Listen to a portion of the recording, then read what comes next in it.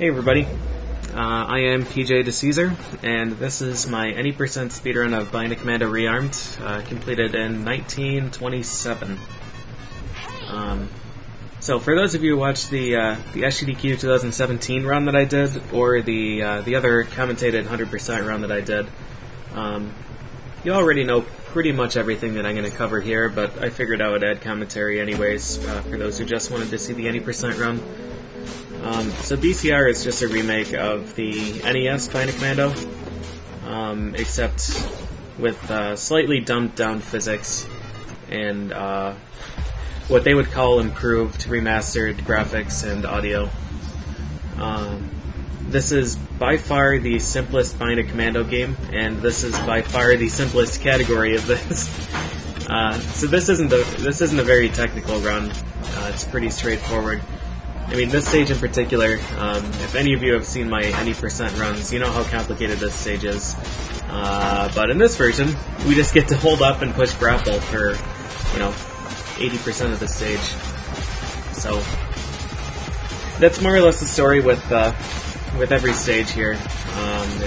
Any stage that had any kind of nuance or special tricks, technicality in the NES version is really, really simple. Which isn't necessarily a bad thing, it just makes it kind of uninteresting to me. But if someone is looking to run a Bionic Commando game, this is a pretty good pick. Just from that aspect. So, one thing that they did add from the NES Bionic Commando is they added bosses instead of just having a technicality of a boss that's sitting in front of a reactor core. So they're all completely new bosses, completely new to the series. This, I think they call it Big Mama. I really don't remember. But essentially it's 3 cycles on the treads, very quick cycles if you manipulate his positioning properly.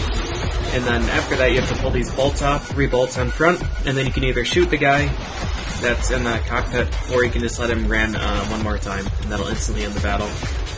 Between each bolt pull in this cycle, he's guaranteed to fire 1 volley of grenades or cannonball, and then if you're close, he'll charge, and if you're far away, he'll fire another cannonball or grenade volley.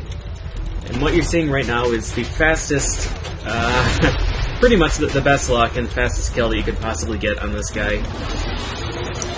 Between every cycle, the boss will delay for a random number of seconds, and it can cost up to, 10 to 12 seconds if you get really bad luck. That fight was extraordinarily good luck. And that's one of the reasons that I don't really want to improve this run, even though it is very improvable. This screen, the first screen of Area 6, is probably my favorite screen in the whole run. This is about as technical as you can make this game. There are a bunch of just really cool short, vertical drops while swinging. I don't know. It feels good when you do it right, and it looks pretty neat. Even though it still doesn't really look like very much compared to the NES version, I'll take it. I'll take it for what the rest of the game looks like. So we have to do the same stages that we have to do in any percent with some slight differences. So we have to do Area 5 because Area 5 gives us the rocket launcher, and the rocket launcher is needed to open up a gate in this stage. PPP. It's a classic PPP robot, reimagined. So the rocket launcher opens up the gate in this stage. That allows us to get the power claw, which is necessary to open up the gate in Area 3. And Area 3 gives us the permit, which grants us access to Area 14. And Area 14 gives us the blue communicator, which allows us to go from Area 6 to Area 8.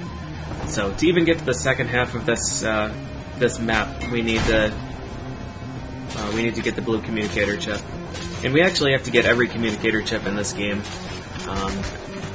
In the NES version, I think we only have to get 1. You start with Alpha, or Red, and you have to get Delta, which is orange in this game. Actually, it's orange in both games. But in this one, you have to get all 4 of them. Alpha, Beta, Gamma, Delta.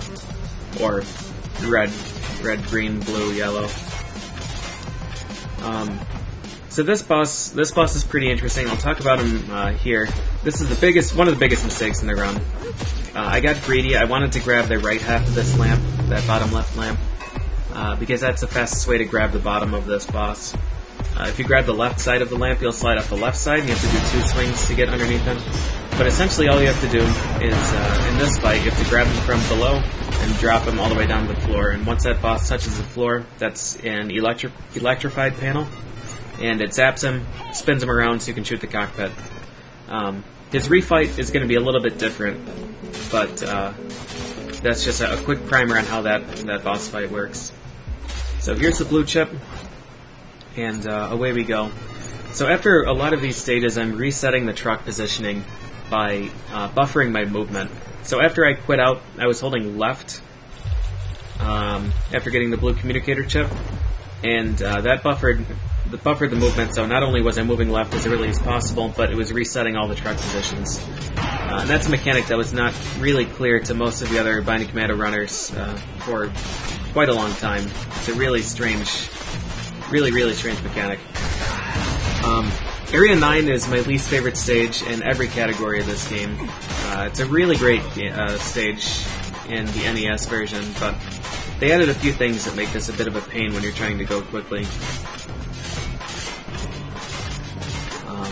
But it wasn't too bad here. We got a little bit trolled with the second of the ceiling grapple guys, but definitely not too bad.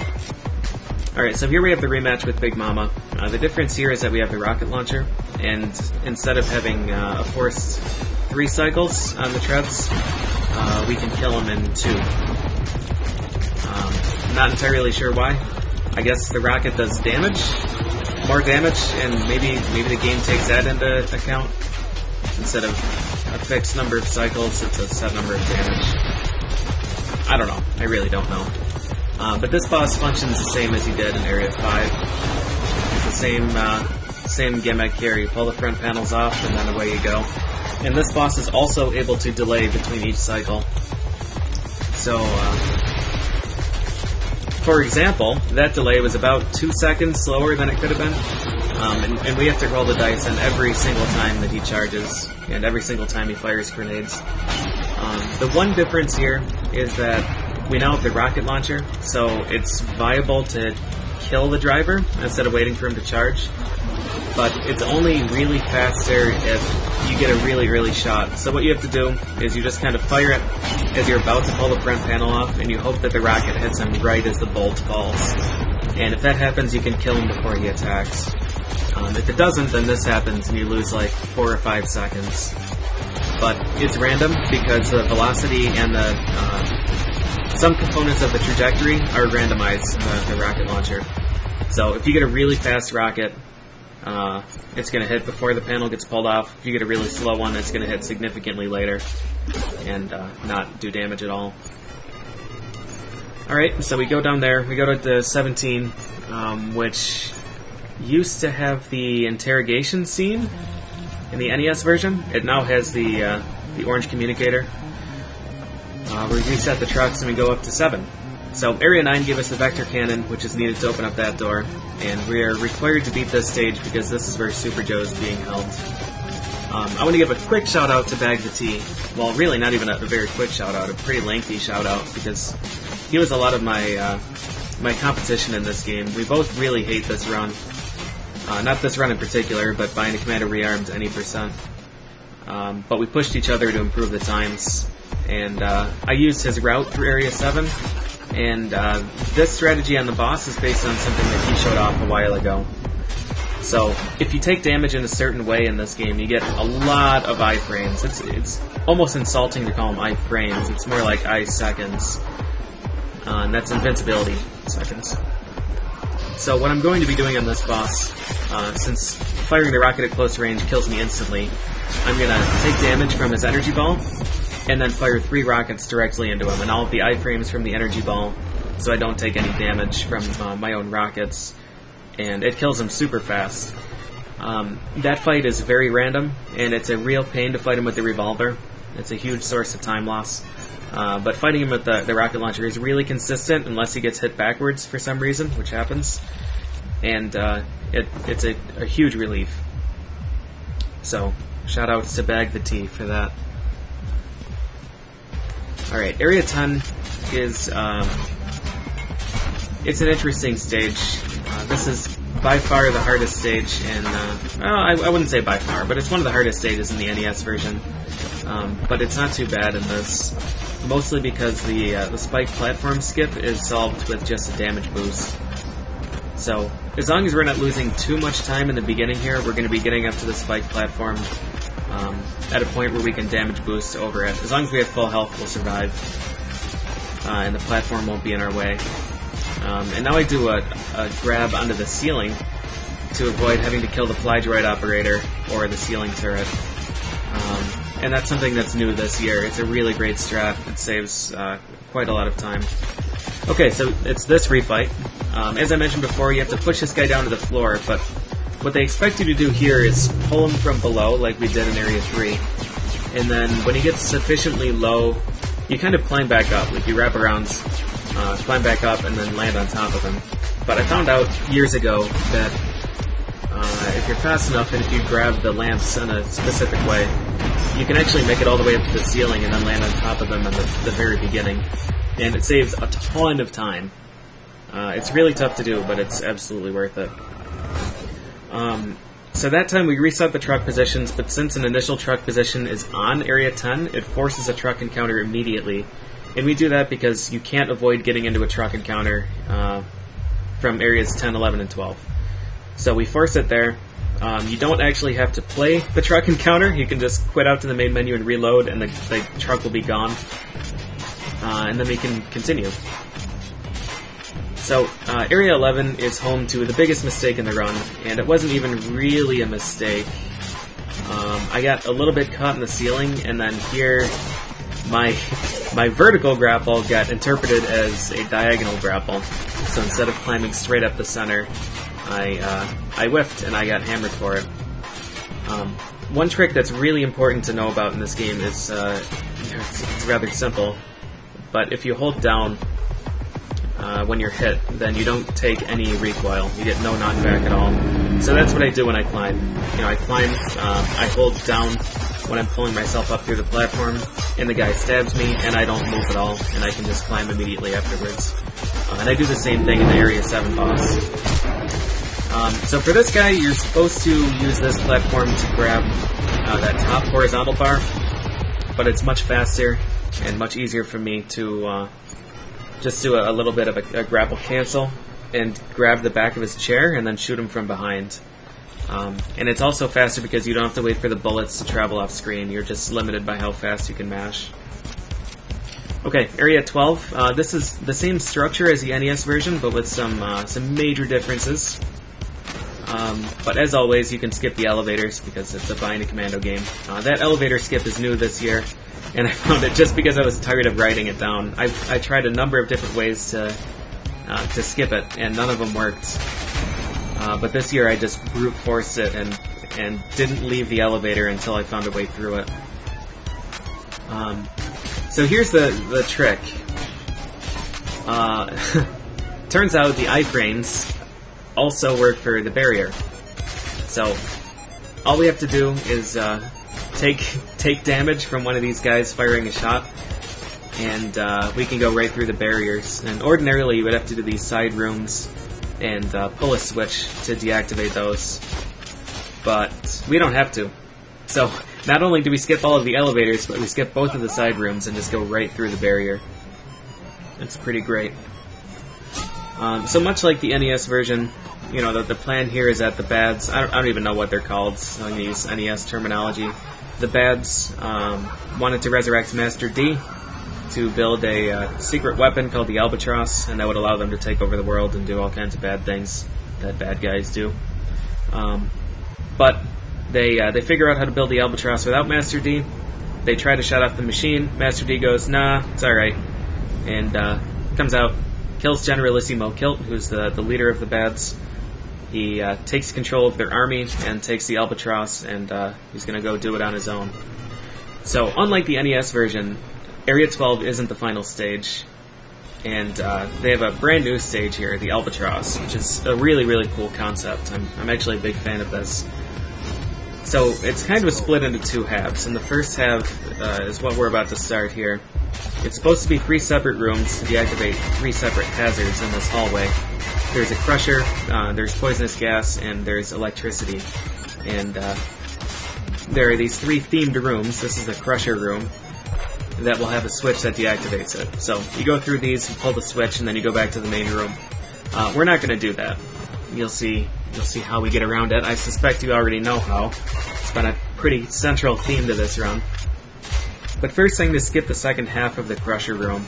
So ordinarily you would go to the right and up and around, and it's a rather long and cycle-based and really annoying section. But instead you can do this extremely specific grapple and climb straight up back where we came from. I got it on the 3rd try, which isn't too bad. If you get it on the 1st try, you can get here 1 crusher cycle sooner. 2nd and 3rd try are always going to be the same crusher cycle. So it wasn't optimal, but it was the best that you can get if you don't get it first try. Okay, here we go. I fire the rocket to the left, the old strat, which was found by Green Link. The other barrier skip was also found by Green Link, I should give credit there. Uses the machine gun's recoil. So you crouch, you fire the machine gun, you slide backwards, and then when you hit the gas barrier, you leave. This shortcut, also found by Bag the Tea, skips a whole section here. But I found recently that for the gas barrier skip and electric barrier skip, you can just use the rocket launcher as long as you have the shirt, the bulletproof vest still. So the rocket will kill you in 1 shot if you don't have it, but that item soaks the damage from 1 attack and still gives you the iframes. So I use the rocket, take the iframes, and go through the other barriers. This is another section where we do some more barrier skips, because otherwise we'd have to pull a whole bunch of switches and do some other rooms.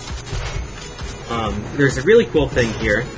There are ordinarily 2 enemies here that come out of both of these doors, but not only did we despawn the first guy, but we spawned the elevator about 2 tiles higher than it ordinarily would be spawned. And that alone saves like 1.5 to 2 seconds. This is the final screen, second final screen of the game. We kill ourselves there because it skips this cutscene. You would ordinarily have to listen to Haley, your helicopter pilot, give you hints and whatnot, and then get shot down and try and say words to you, but we don't really care. So if we die there, the cutscene's already finished. We can just go grab the rocket launcher upgrade, which lets us steer the rockets, and away we go. So this is the final fight. It's pretty uninteresting. This is where we fight Master D. He's in the helicopter. This is strictly cycle-based, so it's 3 cycles. At the end of this fight, there's a rather graphic picture of his head exploding. So if you're not interested in seeing that, I would advise you to look away, and I'll remind you when we get there. But he has 2 attacks that he can choose from per cycle. He can either fire the missiles or do this laser attack. And I don't really remember which one's faster. I thought that the missiles were faster by like 2 seconds, but I don't know, it doesn't really matter. We get both here, so you get to see both. And on the 3rd hit here, you don't actually have to hit the cockpit, you just have to aim somewhere close to the helicopter and it'll automatically trigger the cutscene. So 3rd hit and graphic picture incoming. Here we are. My favorite skip in the entire game, found accidentally by Bag the Tea, is coming up here. Super Joe's going to talk to us and tell us how great we are. If we're walking left when that dialogue pops up, and we're on top of the elevator, there's a chance that we fall clear through it. And this saves like 8 or 10 seconds over writing it down. Like, it's a huge skip. You can force a skip if you don't get that, but it's like 4 seconds slower to force it than to just free fall through. Okay, so here we have the rematch with Groder, the Area 7 boss that we killed with rockets. But the top of this escape shaft isn't sealed, so we can just leave. And that's the run. It is worth mentioning that not only did we skip the Groder fight, but we also skipped the trigger that actually spawns the fight. So ordinarily you would walk into that room and you'd be like, ah, Spencer, blah blah blah, I'm gonna kill you here, something something. And then you can still leave because it doesn't seal the exit. But you have to wait for him to give his spiel, and you have to cancel the dialogue, and then his health bar fills up. But if you swing high enough, then you can just go right around that trigger, and you don't have to listen to anything he says. You can just be on your way. So that's pretty great. I saw Kenny Man do that in the AGDQ 13 run that he did. And I thought it was slower, but I found an approach that was faster than what he was doing, and it actually made it viable. Which is great, because I think it's hilarious. So this run is a 1 second improvement over my previous PB. This run can definitely go down to like the low 19s, 1905 or so, and without too much trouble, honestly. The game's really, really simple. There's very little challenge in it.